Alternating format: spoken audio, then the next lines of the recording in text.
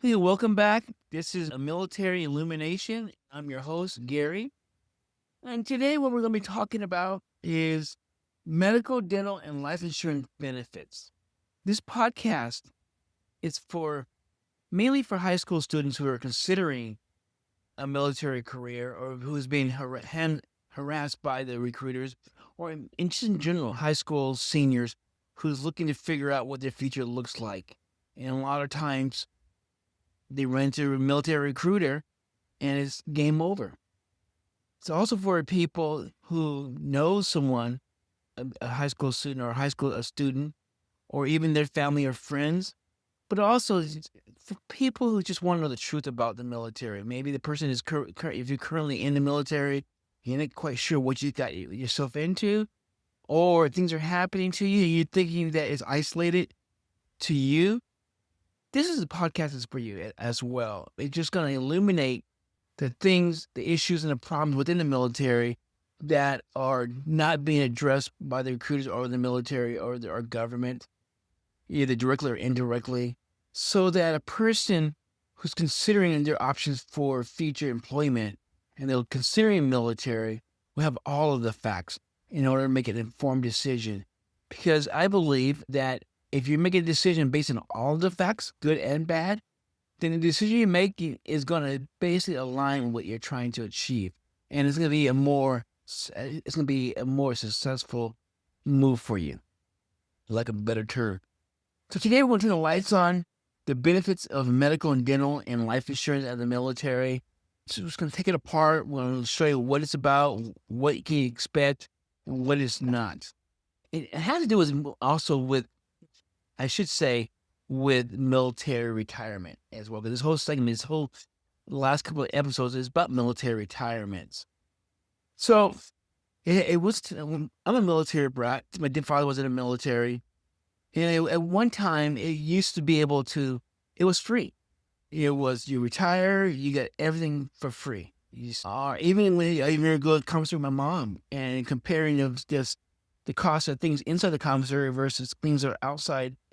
And there was a big difference. Now there's a difference, but not as big of a difference. But when you retire, you expect to pay for your medical, expect to pay for your dental, expect to pay for your insurance, your life insurance. When we talk about medical, I would say military medical is basically, I don't want to say substandard, but I'm saying it's not the best. It's like socialized medicine, and you get what you pay for.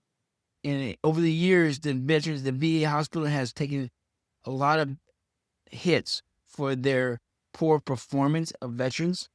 So it's not going to be the top-notch medical treatment. It's probably more like your county stuff, where the county hospitals not very, like a veteran, very good, I would say.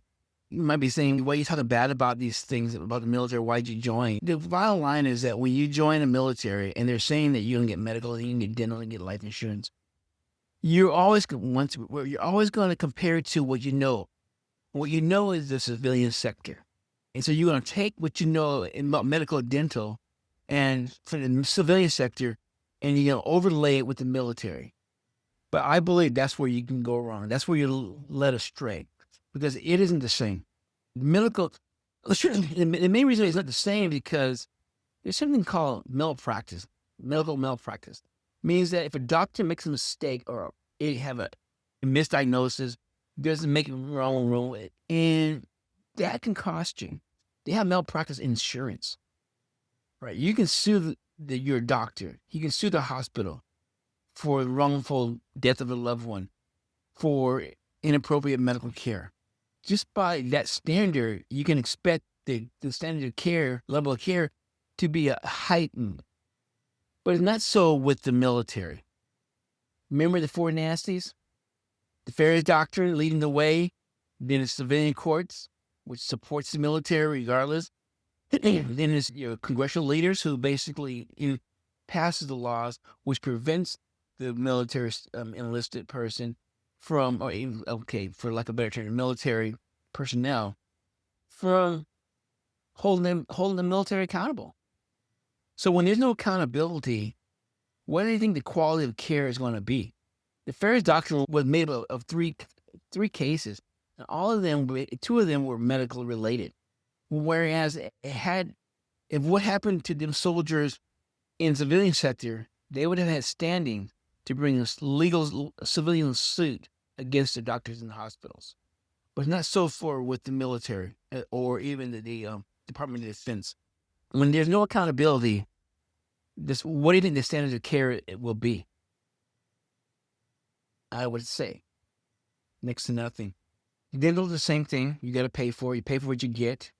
Even some jobs, their medical insurance isn't the best. It's just not. But with the military, a lot of times you're going to have to pay into it, TRICARE, and then not everybody takes that, so you have to find a doctor that will take that type of payment from medical insurance. When we're looking at military retirement, you're looking at these factors, right? You got to ask yourself, what is the quality of care that I will be receiving? Are they going to diagnose something and just slowly just wind me down until they pass away? Or are they really going to try to fix it? I mean, if you go to the VA hospital, it's just their standard care isn't there. And unfortunately, that's how it is. I wouldn't go to Madigan.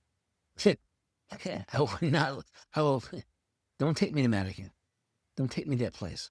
Both my parents died there. Then we talk about the insurance they give to you. It's term, but it turns into annual renewable term after 5 years. What does that mean? And it's going to be cheaper with term, but then as you get older, it's going to get more expensive. So finally, by the time that term runs out, it's going to become annual. That means every year it's going to go up. The price of it that you got to pay is going to go up. That's the insurance that you can get.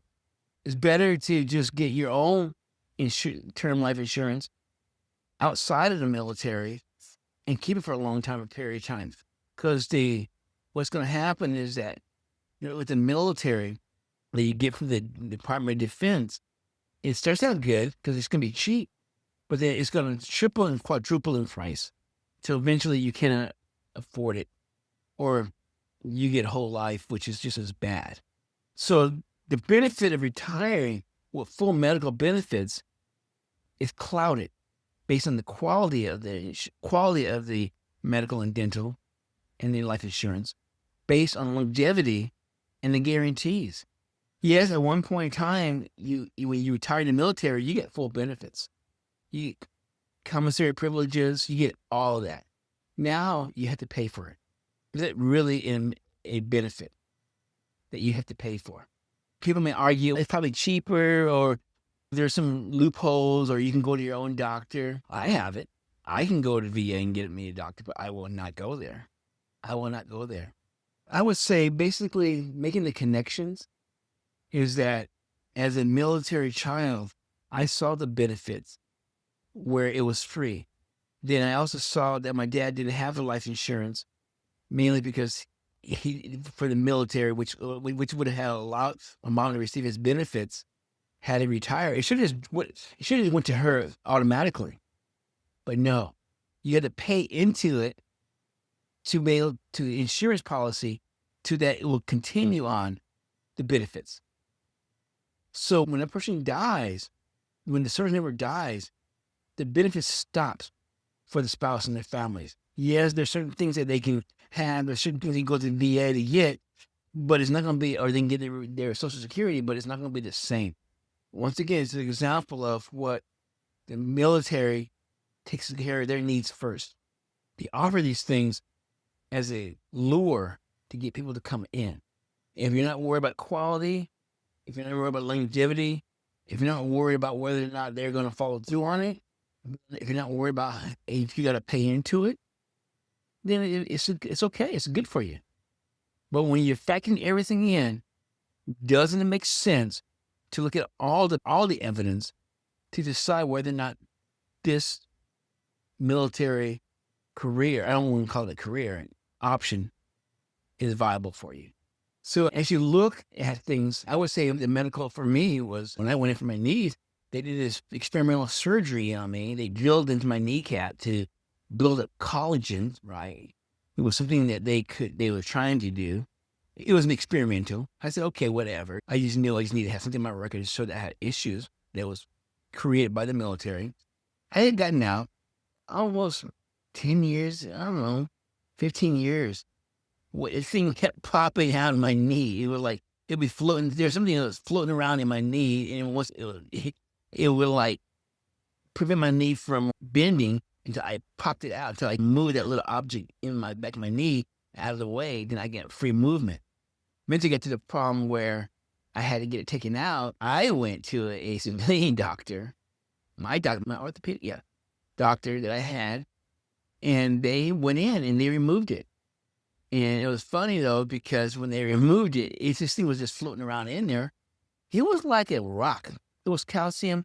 I would say it's probably about this. When the doctor showed it to me, he had it in a cup and it was clinking around, clinking like a little rock in there. It was about the size of maybe I would say almost a 50-cent piece, and probably about the width of I don't know, a good rock, a piece of concrete. That was in my knee. And then when they told him what happened or why it happened, he said, yeah, that was some military, saying that was just some low-level thing, that experimental, basically. Never gotten the care I needed. They tried their best, but a lot of the doctors they have in the military are just trying to get their college tuition paid for. They're trying to get their reps in, get their experiment in, get their experience in. You're just an option. You're just there as a piece of meat on a slab from then to work on. Yeah, don't get me wrong. There's probably some decent doctors out there, but for the most part, the doctors that you have, and you're an enlisted person, they're not gonna care for you that much. They're gonna do what they gotta do to get you back up and going again, but nothing long term. So that's my connection to the medical and dental and then life insurance things. So I never bought into the retirement from the military, and that was never an option for me because I knew what happened to my father. But my main goal was just to get my education. That was my main goal. And how did I end up doing 9 years? Only because I originally went in for 3 years. And after my AIT and my basic training, I was on the downside. I had 2.5 years left. I figure, about 2.5 years left. And I could have gotten out, but didn't. I didn't have good people around me. Most people didn't know any better. Come from a military family. It was just what you did. You were doing what families does. But I didn't have anyone telling me. But I think that when I went to my father's funeral, I'm talking about this now, I'm progressing here, was because it had the school that I wanted to attend, which is a community college in my community. If it was open when I was on leave, I think my dad, I'm not sure. I never did go back, so I guess I wasn't committed the day I went there. It had been open. I sat down with them and I got the insight and get a scoop, got all the information. I would never have enlisted. I would never have enlisted. Re-enlisted, for example. I would never have re-enlisted. I would have just gotten out and did my time. But then when we had this conversation, then I would have had experience with my friend, which brings me here for 30 years later, looking at what's been illuminated for me, and then I'm sharing it with you. So while I think I can look at the military as being a negative in my life, it really had a purpose. And its purpose is this and here and now. Like I said before, a lot of things I didn't know about. And I would talk along a young person to check things out. High school, check things out, figure things out, ask questions, take a chance for yourself. Because as you take each step, and you keep moving forward, you're going to keep connecting the dots. You're going to keep meeting new contact, new information, and eventually you're going to get where you want to get to. So, it took me almost 15 years to achieve what I could achieve 3 years after I graduated high school. I don't know if that was good use of my time. And I never really gotten footing in as well. And I think a lot of times when the military isn't really about stability, it's about movement and keeping you off track where you can't become stable. It's all about destabilizing the family unit.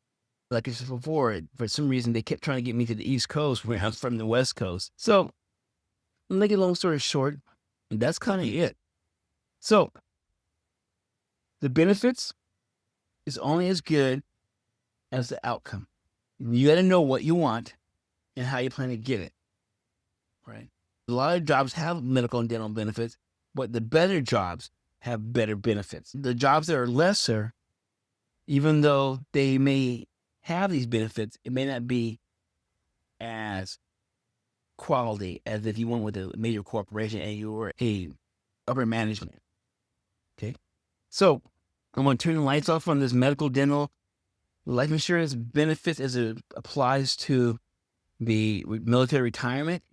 And then I'm going to turn my lights on later on to episode 19, recapping the introduction, recapping my first season, and introducing the Washington National Guard as a case study. The quality of medical care, even while you're in, okay, has to be looked at. Are you getting what you think you're getting?